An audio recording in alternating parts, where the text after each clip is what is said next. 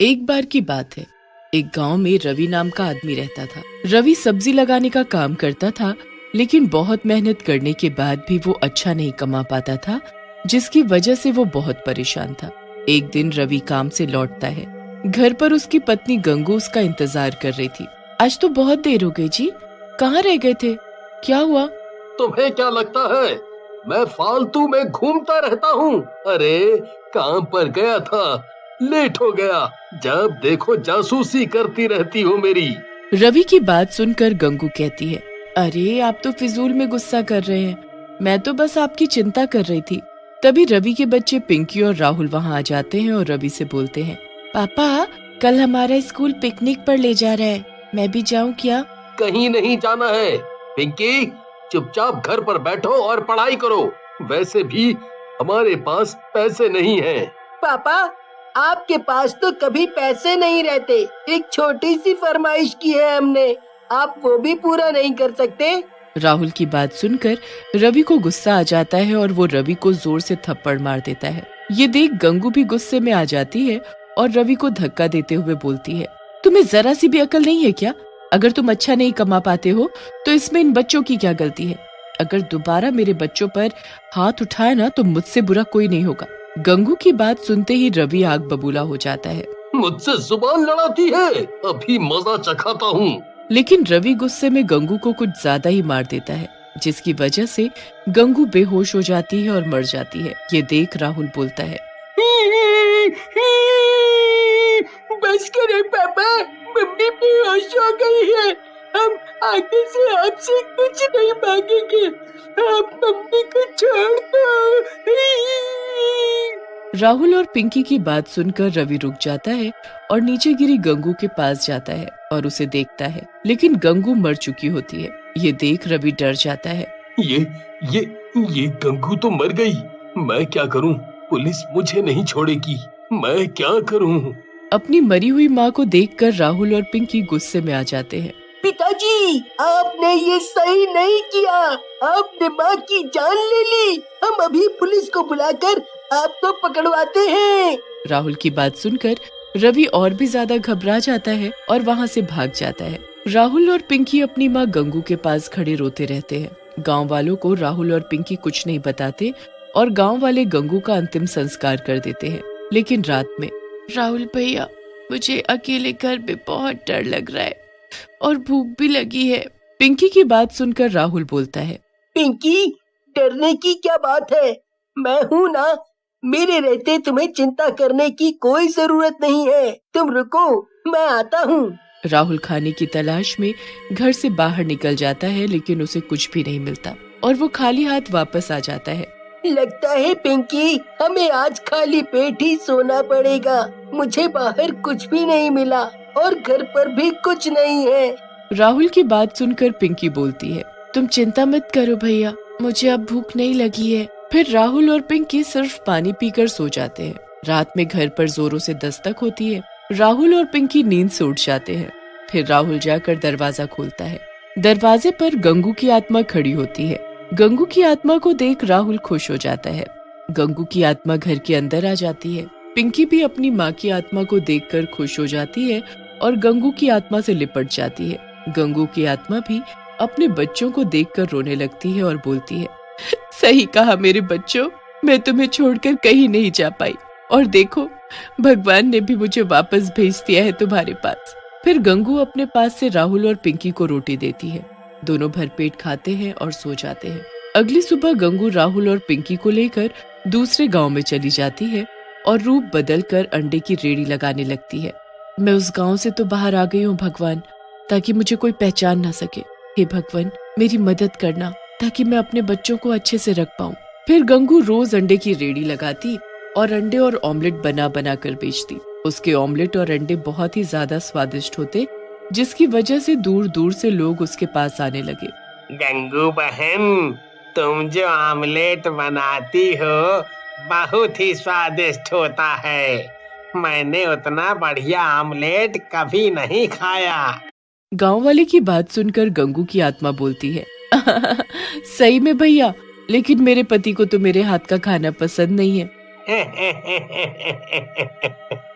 अच्छा बहन, माफ करना, आपके पति को फिर कुछ नहीं आता जाता, उसे नहीं पता स्वाद का। हाँ। जैसे जैसे समय बीतने लगा गंगू की कमाई बढ़ने लगी और राहुल और पिंकी भी खूब खुश रहने लगे। लेकिन शायद उनकी किस्मत में ज्यादा दिन खुश होना नहीं लिखा था।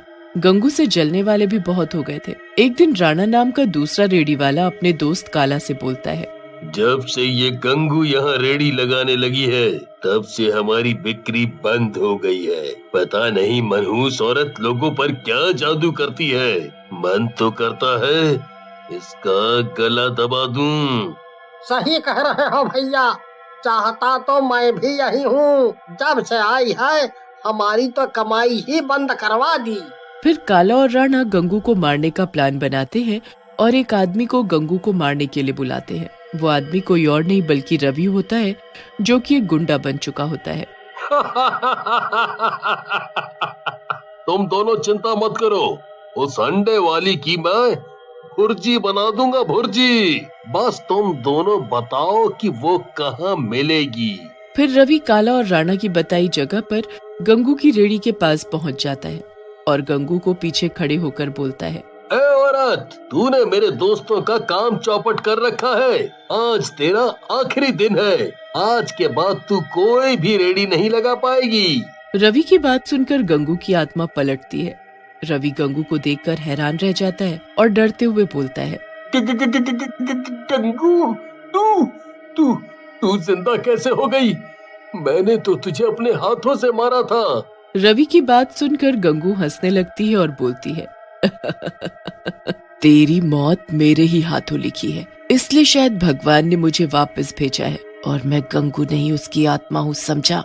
तभी गंगू अपने डरावने चुड़ैल के रूप में आ जाती है और रवि को गर्दन से पकड़कर उठा लेती है। रवि दर्द और दम घुटने की वजह से तड़पने लगता है। छोड़ दे मुझे गंगू, जाने दे, माफ कर दे। मैं कभी ऐसा नहीं करूँगा, माफ कर दे। तभी वहाँ पिंकी और राहुल भी आ जाते हैं। रवि की ऐसी हालत देखकर राहुल और पिंकी गंगू के पास जाते हैं और बोलते हैं, माँ, आप पिताजी को मत मारो, इनके खून से अपने हाथ मत रंगो, हम दोनों यही चाहते हैं। पिंकी और राहुल की बात सुनकर गंगू रवि को दूर फेंक देती है और बोलती है, देखा दुष्ट, तेरे इतना बुरा करने पर भी मेरे दोनों बच्चे तेरी जान बचाना चाहते हैं। जा, यहाँ से चला जा। लेकिन तभी वहाँ काला और राणा आ जाते हैं और पिंकी और राहुल को पकड़ लेते हैं और बोलते हैं, बहुत हुआ तुम दोनों का मिलन। गंगू, तूने हमारे काम धंधे में बहुत नुकसान किया है, आज उसका बदला लेंगे हम दोनों। ऐसा कहकर राणा और काला अपने एक हाथ में चाकू निकाल लेते हैं और राहुल और पिंकी की गर्दन पर रख देते हैं। लेकिन तभी वहाँ खड़ा रवि उन दोनों को जोर से धक्का देता है। राणा और काला गिर जाते हैं, जिसकी वजह से राहुल और पिंकी आजाद हो जाते हैं।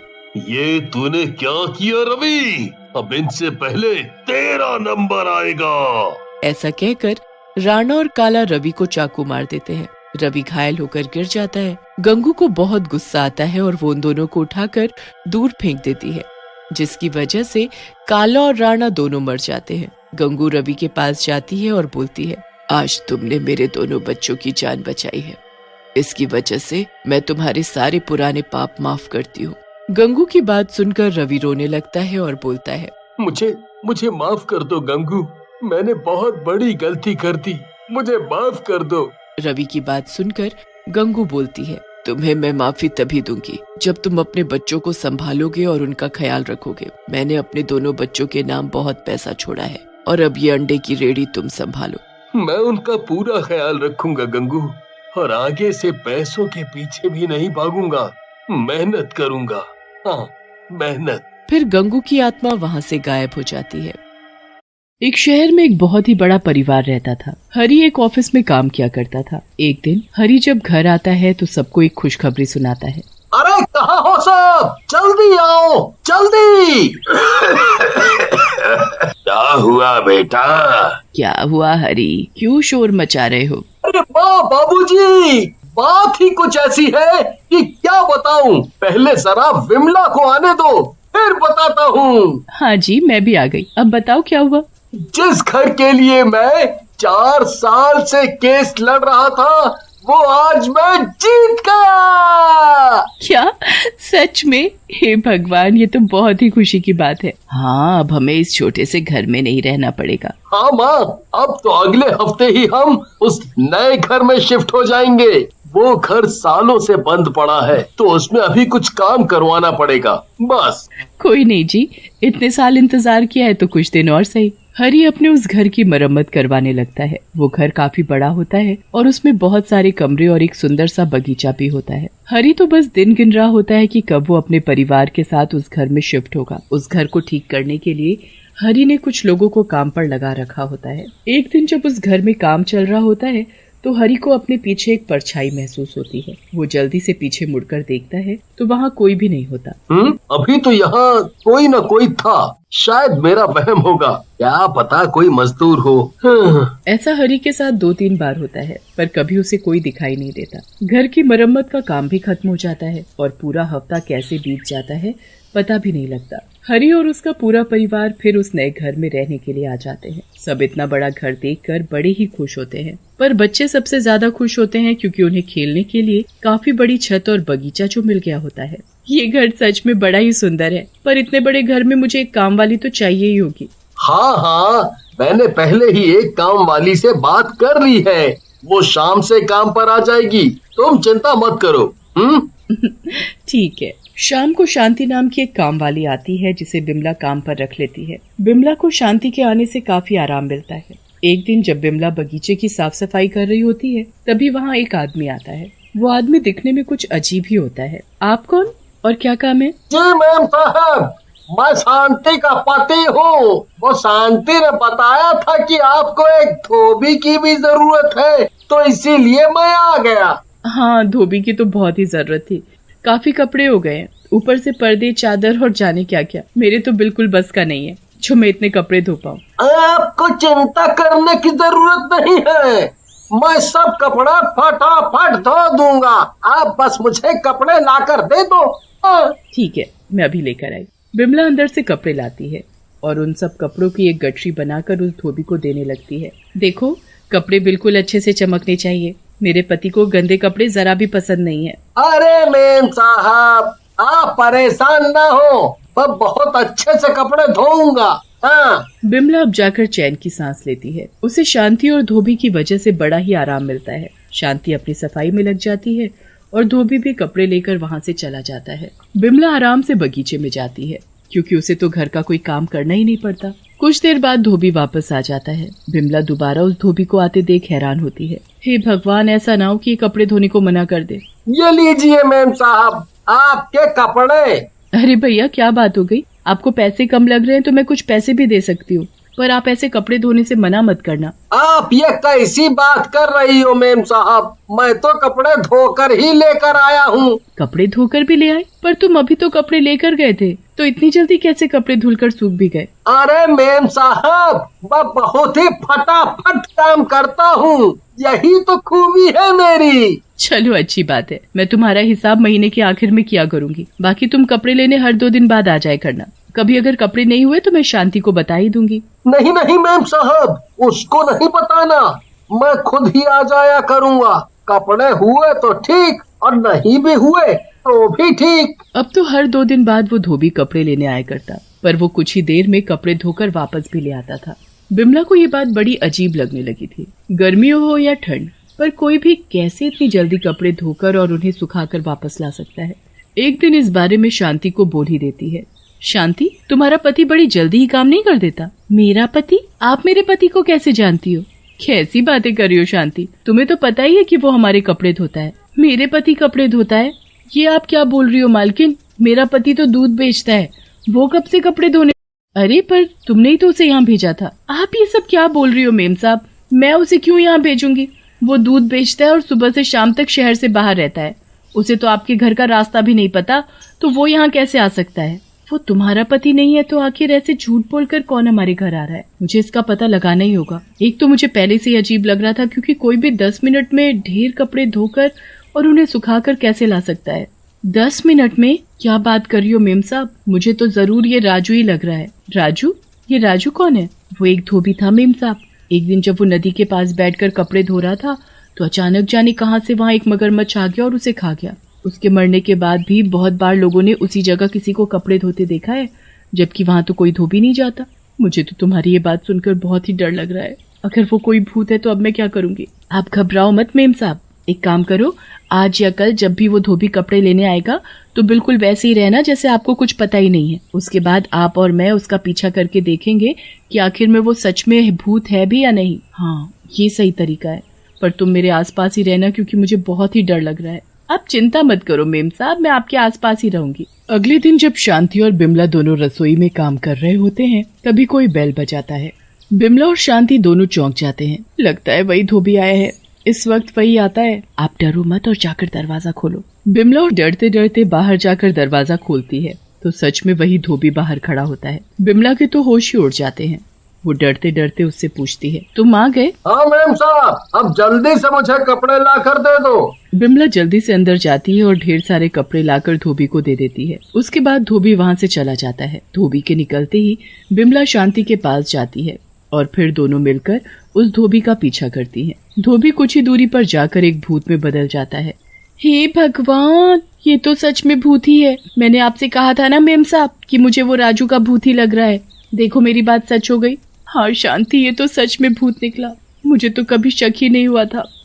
खैर अब हम क्या करें? ये भूत मेरे ही घर क्यों आता है और चाहता क्या है? वो तो हमें इसके पीछे पीछे जाना पड़ेगा, तभी शायद कुछ पता चले। शांति और बिमला दोनों भूत का पीछा करती हुई नदी तक पहुंच जाती है। वहाँ भूत सारे कपड़े लेकर एक किनारे बैठ जाता है और फिर उनको पटक पटक कर धोने लगता है। शांति और बिमला दोनों एक पेड़ के पीछे छिपकर ये सब देख रही होती हैं। बस एक दिन और बाकी है। कल अमावस की रात है। कल हरी के कपड़े धोने के बाद रात को मुझे उस आदमी का शरीर मिल जाएगा।